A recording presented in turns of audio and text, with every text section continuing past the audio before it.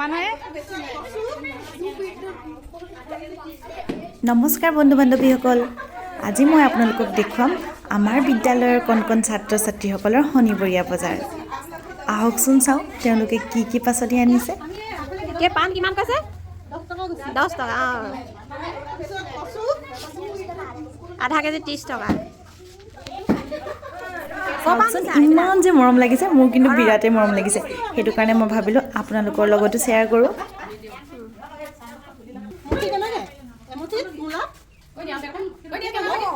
কি শাক সেইটো? কি শাক?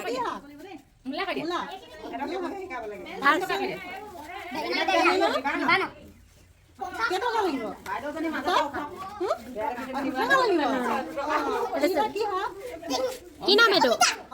আৰু এয়া সেইবিলাক কি টেঙা?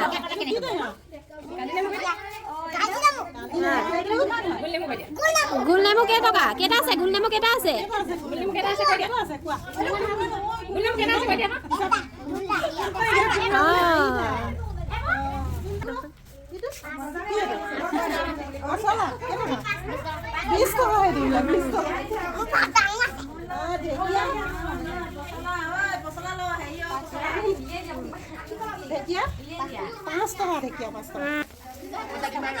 কি পাত এইটো? কি পাত? কচু থুৰি। ক'ৰ পৰা আনিলা তুমি? ক'ৰ পৰা আনিলা? নিজে বুটলিলা নে?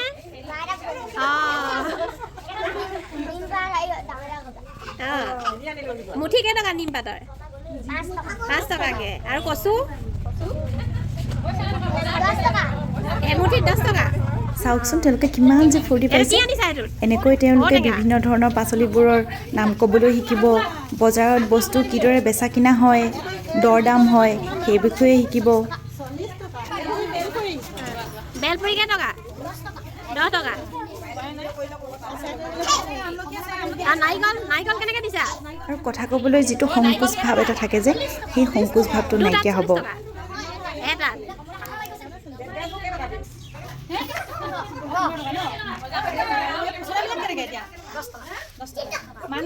আচলতে সমাজখনৰ লগত খাপ খাব পৰাকৈ সৰুৰ পৰাই যেতিয়া ল'ৰা ছোৱালীবিলাকে কিছুমান কথা শিকে, তেওঁলোকৰ জীৱনত আগবাঢ়ি যাবলৈ সুবিধা হয়। জীৱনটো সহজ হৈ পৰে আচলতে। কি কয় সেইটো? কেনেকৈ খায়? গতিকে ছাত্ৰ ছাত্ৰীসকলক সৰুৰ পৰাই এনেকুৱা কামবোৰ কৰিবলৈ উৎসাহিত কৰিব লাগে। আৰু তাৰে এটি ক্ষুদ্ৰ প্ৰয়াস আমি কৰিলোঁ। যদি আপোনালোকৰ ভিডিঅ'টো ভাল লাগে, লাইক কমেণ্ট আৰু শ্বেয়াৰ কৰিব। কোনে হেৰি কৰি দিলে? নিজে খান্দি আনিছা?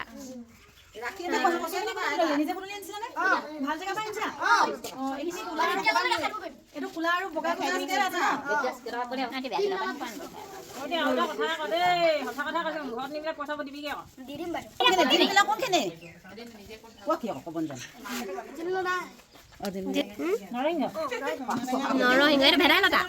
এইটো ভেদাইলতা ন? এইটো কি? সেই মচুন্দৰী? এই মচুন্দৰী? বেতগাজ? 30 টকা। জলফাই 10 টকা ন? ইমান আধা কেজি নে কিমান আছে? 1 কেজিকে আছে।